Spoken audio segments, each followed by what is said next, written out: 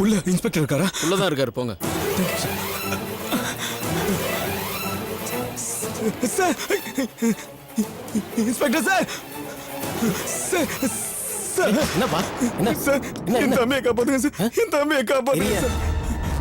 யாரியா நீ? உன்னை பார்த்தா கலாட்டா பண்ணிட்டு அடி வாங்கிட்டு வந்த மாதிரி தெரியுது. சார், அப்படிலாம் இல்லை சார், பிசினஸ் உமன் ரதி தேவியோட தம்பி சார் நான். ஓ, அவங்களா? உன்னையும் உன் தம்பியும் யாரோ கடத்திட்டு தான் உங்க அக்கா கூட R2 போலீஸ் ஸ்டேஷன்ல கம்ப்ளைண்ட் பண்ணியிருந்தாங்களே. அந்த கேஸை கூட நம்ம இன்ஸ்பெக்டர் குணசேகரன் தானே டீல் பண்ணிட்டு இருக்காரு. ஆமா சார், அதே தான் சார். 2 நாளைக்கு முன்னாடி 4-5 அடியாளுங்க வந்து என் தம்பியை கடத்திட்டு போயிட்டாங்க சார். அவனை காப்பாத்த போனப்போ என்னையும் கடத்திட்டு போயிட்டாங்க சார். எங்க 2 பேரும் ஒரு இடத்துல அடைச்சு வச்சிட்டாங்க சார். அப்புறம் யாரோ ஒருத்தர் வந்து எங்களை காப்பாத்தினார் சார். நான் மட்டும் தப்பிச்சு வந்துட்டேன் சார். என் தம்பி அவங்க கிட்ட திரும்ப மாட்டிக்கிட்டான் சார். தயவு செஞ்சு என் தம்பி எப்படியாவது காப்பாத்துங்க சார். உங்க காலில் கூட விழுறேன் சார். இரியா, உங்களை யார் கடத்துறது, இப்ப நீங்க தப்பிக்கிறது யார் வழி பண்ணது தெரியுமா? அது சார், அதெல்லாம் இப்ப சொல்ல டைம் இல்ல சார். என் தம்பி அங்க இருக்கிற ஒவ்வொரு நிமிஷம் ஆபத்து சார். தயவு செஞ்சு என் தம்பியை காப்பாத்துங்க சார். சரி, இடம் ஞாபகம் இருக்கா உனக்கு? எனக்கு தெரியும் சார், நான் கட்டுறேன். வாங்க சார், வாங்க.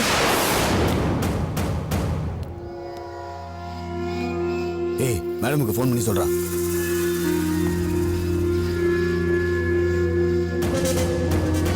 சொல்லுடா, என்னாச்சு? மேடம், தப்பிச்சு போன மகேஷ் போலீஸ கூட்டிக்கிட்டு விஜயை காப்பாத்துறதுக்காக நம்ம இடத்துக்கு போயிட்டு இருக்கான் மேடம்.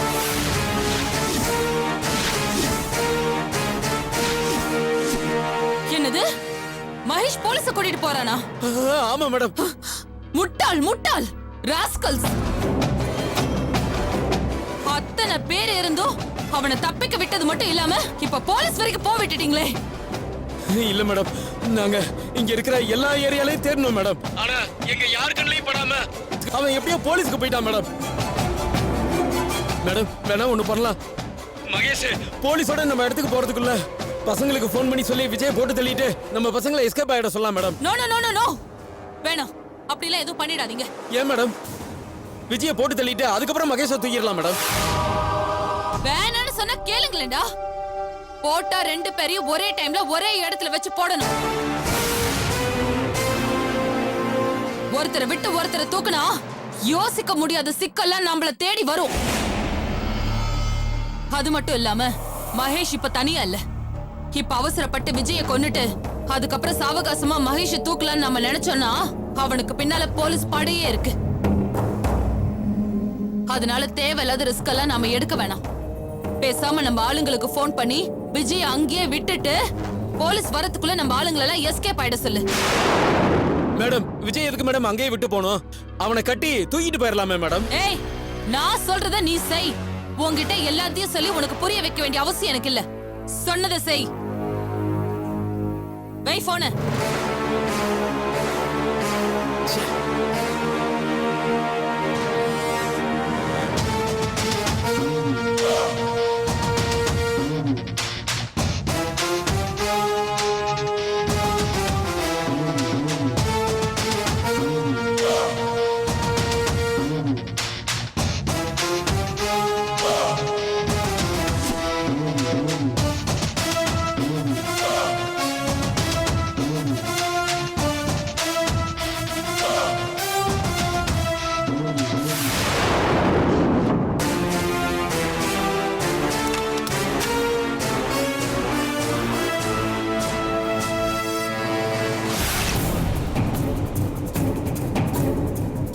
மகேஷ், நீ அங்கிருந்து தப்பிச்சதும் நேரா என்ன பார்க்க வராம போலீஸ கூட்டிட்டு விஜய காப்பாத்த போயிட்டு இருக்கனா என்ன அர்த்தம்?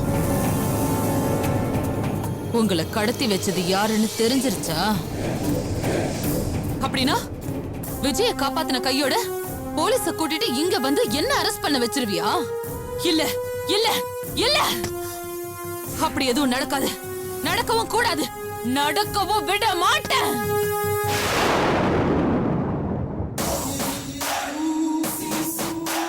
ரதி தேவி, எதுக்கு நீ இப்ப இவ்வளவு எமோஷன் ஆகுற? இந்த நேரத்துல தான் நீ ரொம்ப நிதானமா இருக்கணும்.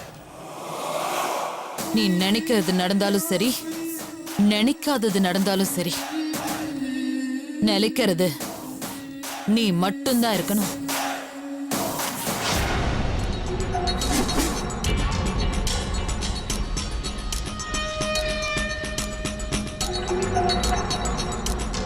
முடிக்கிறேன், ஒன்னொன்னா முடிக்கிறேன்.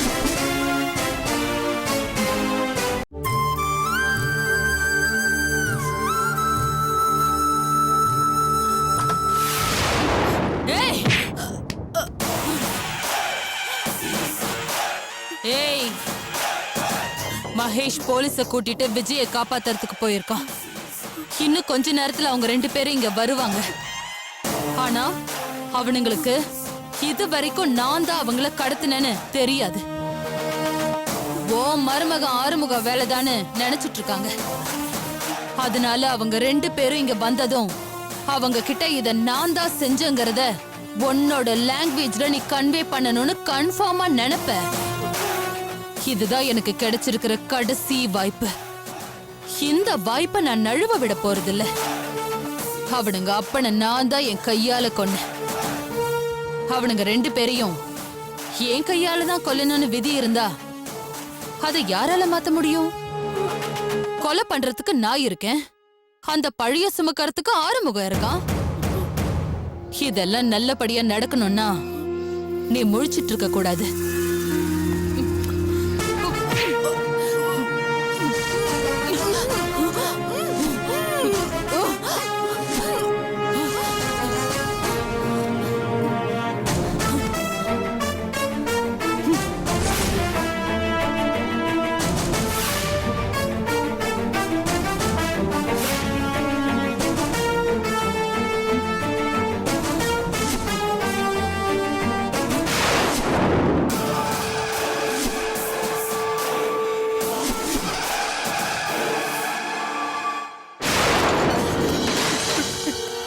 இந்த இடம் தான் சார், இந்த இடம் தான் சார்.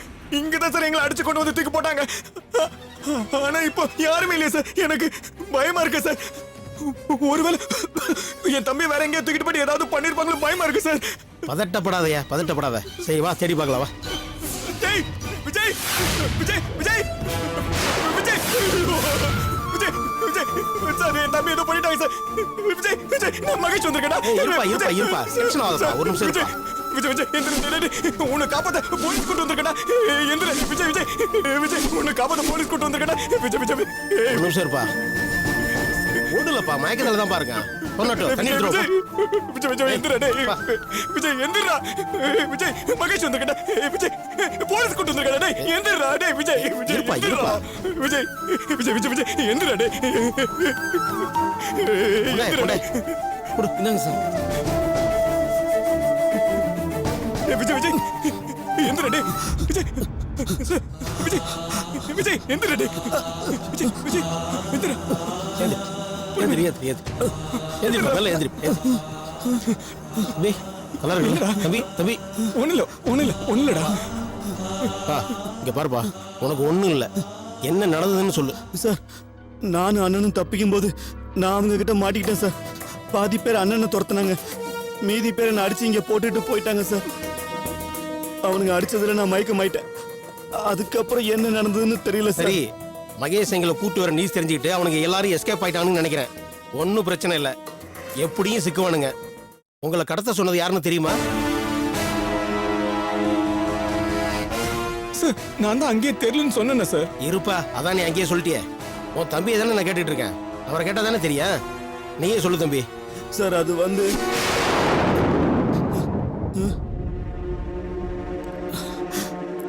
தெரியல சார். ஆறுமுகமும் ரேவதியும் தான் உங்களை ஆளை வச்சு கடத்துறாங்கன்னு R2 ஸ்டேஷன்ல உங்க அக்கா கம்ப்ளைண்ட் கொடுத்துருக்காங்க. அதை பத்தி என்ன சொல்றீங்க? சார், நிச்சயமா அவங்களுக்கு இதுக்கு எந்த சம்பந்தம் இல்ல சார்.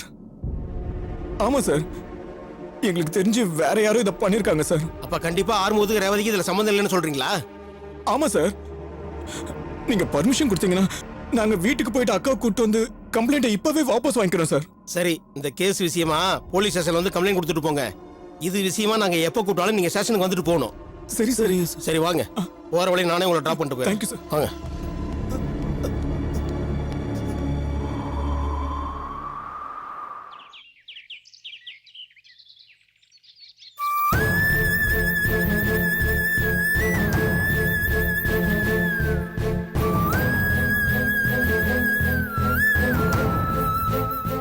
பொண்டாட்டியும் என் பொண்ணு உனக்கு பண்ண பாவத்துக்கு என்னால இந்த ஊர்ல தலை நிமிர்ந்து நடக்க முடியலம்மா.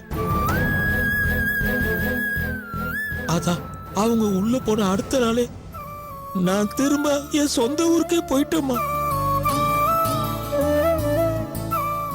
இப்போ ஒரு முக்கியமான வேலையை வந்தப்போ உன் நிலைமை எனக்கு தெரிய வந்துச்சுமா. என் நிலைமையை விடுங்க சித்தப்பா. எனக்கு இப்படியெல்லாம் நடக்கணும்னு எழுதி இருக்கு. ஆமா, ஏன் சித்தப்பா நீங்க ஊரை விட்டு போனீங்க? போன் நம்பரை கூட மாத்திருக்கீங்க. நீங்க எதுக்கு ஊருக்கு போகணும்? எங்க கூடவே இருந்திருக்கலாம்ல. நந்தினி, யாருக்கும் எந்த துரோகம் நினைக்காத உனக்கு, ஆனா ஆண்டவன் உன்னை இத்தனை நாளா என் பொண்டாட்டி பொண்ணு மூலமா சோதனை பண்ணது பத்தாதுன்னு உன் பார்வையே பறிச்சுட்டாடுமா.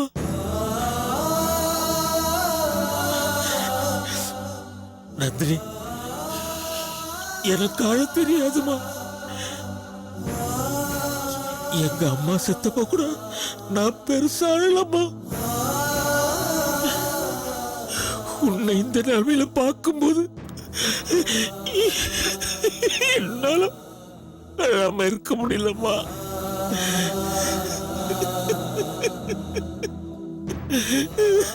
சித்தப்பா அழாதீங்க. உங்க வேதனை எனக்கு புரியுது. ஆனா வேற வழி இல்லை சித்தப்பா. என்ன நினைச்சு நான் ஏற்கனவே நிறைய அழுதுட்டேன். இப்ப எனக்கு தேவைப்படுறதெல்லாம் தன்னம்பிக்கை கொடுக்கிற ஆறுதல் வார்த்தைகள் தான். என்ன நினைச்சு நீங்க அழாதீங்க ப்ளீஸ்.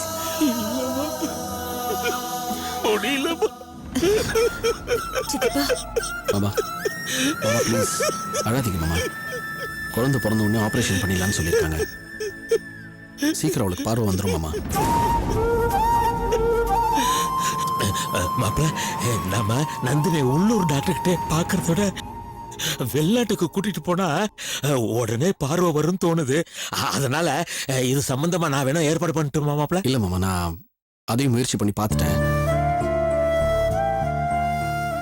என் ஃப்ரெண்டு ஒருத்தன் யூஎஸ்ல இருக்கான். பெரிய ஹாஸ்பிட்டலில் டாக்டராக ஒர்க் பண்ணுறான். இவளோட மெடிக்கல் ரிப்போர்ட்ஸ், கேஸ் ஹிஸ்ட்ரி எல்லாத்தையும் நான் அவனுக்கு இமெயில் பண்ணி செகண்ட் ஒப்பீனியன் கேட்டேன். அவன் அங்கே இருக்கிற பெரிய பெரிய ஐ சர்ஜன்ஸ் கிட்டலாம் பேசிட்டு என்ன சொன்னா, முக்கால்வாசி பேர் அங்கேயும் அதே தான் சொல்கிறாங்களா. இந்த லெவல் ஆஃப் ப்ரெக்னன்சியில் சர்ஜரி பண்ணக்கூடாதுங்கிற மாதிரி தான் சொல்கிறாங்களா. பார்ப்போம், ஹேவ் டு வெயிட். சரி விடுங்க சித்தப்பா. எனக்கு பார்வை வரும்போது வரட்டும். அப்புறம் சித்தப்பா, கல்பனாவையும் சித்தியையும் வெளியில கொண்டு வரதுக்கு ஏதாவது முயற்சி பண்ணீங்களா?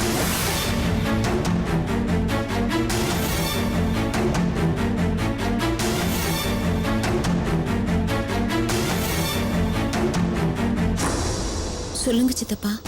என்னம்மா கேக்குற நீ? என்ன கேக்குற?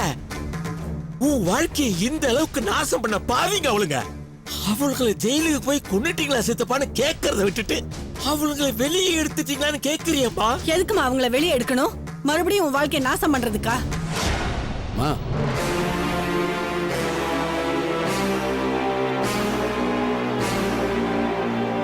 தயவு செஞ்சு யாரும் என் மேல கோவப்படாதீங்க. அதுக்கு பதிலா நான் சொல்றத புரிஞ்சுக்க முயற்சி பண்ணுங்க. கல்பனா பண்ணது தப்புதான். ஆனா அவ அப்படி நடந்துக்கிட்டதுக்கு அவளும் சித்தியும் மட்டுமா காரணம்? ஏதோ ஒரு வகையில நம்ம எல்லாரும் தானே காரணம். இவரத்தான் அவ கல்யாணம் பண்ணிக்கணும்னு சின்ன வயசுல இருந்தே அவ மனசுல எல்லாரும் ஆசையை வளர்த்து விட்டுருக்கீங்க. அவ ஆசையை புரிஞ்சுக்காம நாங்க 2 பேரும் கல்யாணம் பண்ணிக்கிட்டோம்.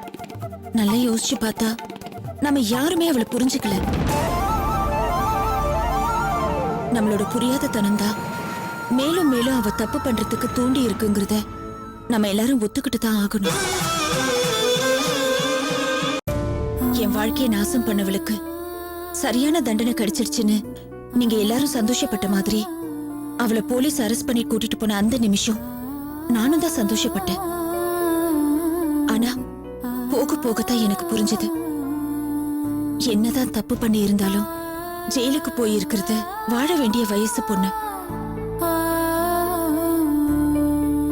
அவ வாழ்க்கைய பத்தி கொஞ்சம் கூட யோசிக்காம அவளால நாம பட்ட கஷ்டத்தை மட்டும் யோசிச்சு அவ ஜெயிலே கிடக்கட்டும்னு விட்டுடுறது ரொம்ப தப்புன்னு இப்போ என் உள் மனசு ரொம்ப உறுத்துது.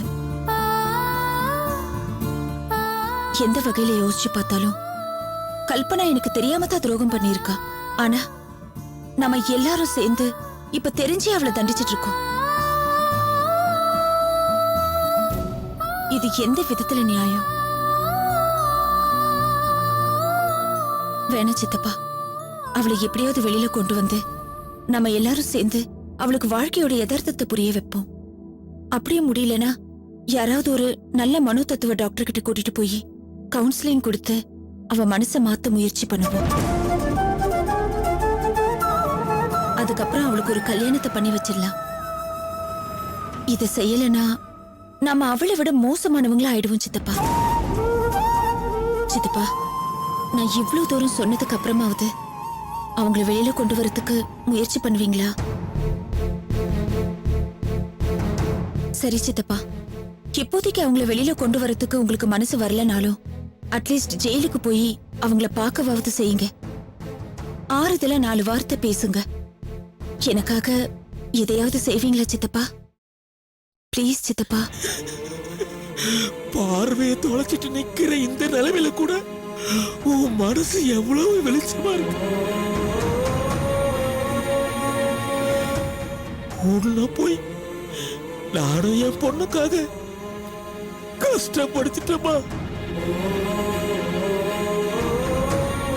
மச்சான் என்கிட்ட சொன்ன உண்மையை மரகதகிட்ட முன்னாடியே சொல்லாம என் பொண்ணுக்கு வேற வாழ்க்கையை அமைச்சு கொடுத்துட்டா உன் வாழ்க்கை சரியாயிடணும். நான் தப்பு கணக்கு போட்டமா. என் பங்குக்கு நானும் உன்னை தண்டிச்சிட்டமா. என்ன மன்னிச்சிரு நந்தினி. ஐயோ ஐயோ சித்தப்பா, ஏன் சித்தப்பா இப்படி கஷ்டப்படுத்துறீங்க? நம்ம எல்லாத்தையும் மறந்துடலாம். இப்ப எனக்காக நீங்க ஜெயிலுக்கு போய் கல்பனாவையும் சித்தியும் பாருங்க. பாப்பீங்களா சித்தப்பா? இனிமேலாவது உன் மனசை கஷ்டப்படுத்த கூடாதுங்கிற ஒரே காரணத்துக்காக நான் என் மனசை கல்லாக்கிட்டு போய் பாக்குறமா. பாக்குறேன். ரொம்ப நன்றி சித்தப்பா, ரொம்ப நன்றி.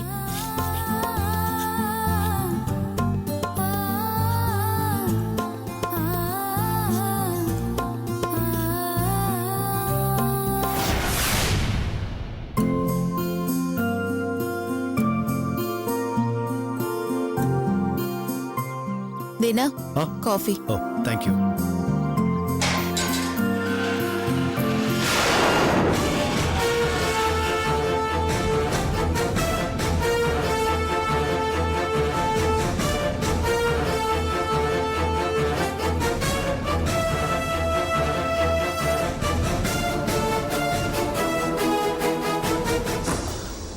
வாங்க. Good morning sir. Good morning. Good morning madam. என்ன 7:30க்குலாம் வந்துட்டீங்க? ஏன் சார் வரக்கூடாதா? ஐயோ அப்படிலாம் இங்க ஒண்ணும் பாருங்க இல்லைங்க. மாலதி, நாங்க சம்பளம் கொடுக்கறோங்கிறதுக்காக எங்க குழந்தைய மட்டும்தான் கவனிச்சுக்கணும், உங்க குழந்தைய கண்டுக்கவே கூடாதுன்னு சொல்ற அளவுக்கு நான் ஒன்னும் சுயநலக்காரி இல்ல. அத முதல்ல புரிஞ்சுக்கோங்க. இல்ல அது நீங்க வழக்கம் போல உங்க குழந்தைய நல்லா கவனிச்சுட்டு அதுக்கு சாப்பாடெல்லாம் ஊட்டிட்டு உங்க அம்மா கையில ஒப்படைச்சிட்டு நீங்க ஒரு 8:15 இங்க வந்தா போதும். புரியுதா? ஆ புரியுது. பாப்பா எங்க? தூங்கிட்டு இருக்கா. மாலதி உள்ள வாங்க. Come inside. வாங்க மாலதி, ப்ளீஸ் கம். என்ன சார், என்னமா குழந்தை தூங்கிட்டு இருக்கா?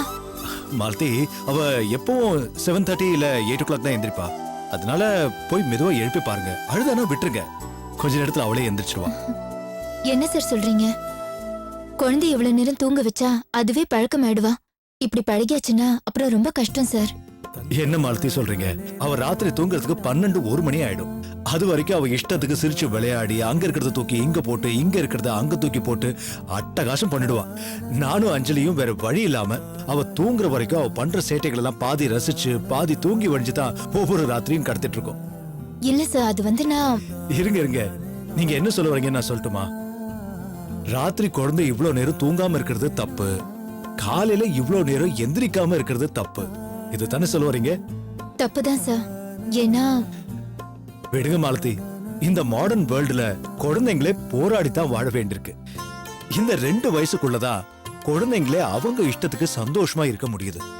2.5 வயசு டச் பண்ணிட்டா போதும், இந்த உலகம் கொஞ்சம் கூட இறக்கப்படாம அது இஷ்டத்துக்கு குழந்தைங்களையும் கஷ்டப்படுத்த ஆரம்பிச்சிடுது.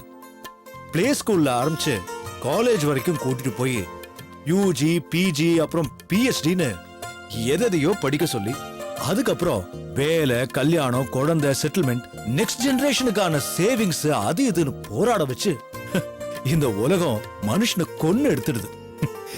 இதையெல்லாம் யோசிச்சு பார்த்தா பச்சை குழந்தைகிட்ட நம்ம என்ன நியாயத்தை சொல்ல முடியும்? நீங்க சொல்றதும் வாஸ்தவம் தான் சார். சரி, நான் போய் குழந்தை பார்த்துட்டு வரேன். Go ahead.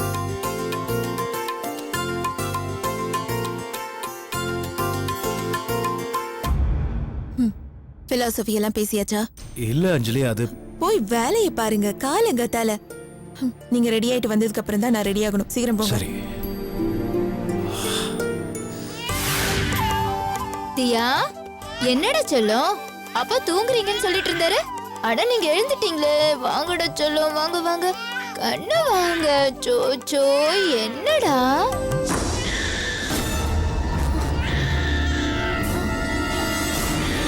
ஐயோ, என்னம்மா அது? என்னம்மா? ஐயோ, பெரியம்மா மாதிரி இருக்கு. ஒருவேளை அம்மா.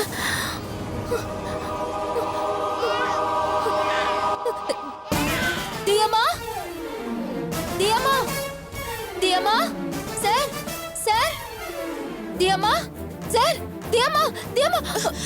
என்னாச்சு? ஏன் பதறீங்க? தூங்கிட்டு இருந்த குழந்தைய எதுக்கு தூக்கிட்டு வந்தீங்க? முதல்ல குழந்தைய பாருங்கம்மா. இங்க பாருங்க, இங்க பாருங்க, இங்க பாருங்க. கால்ல பாருங்கம்மா.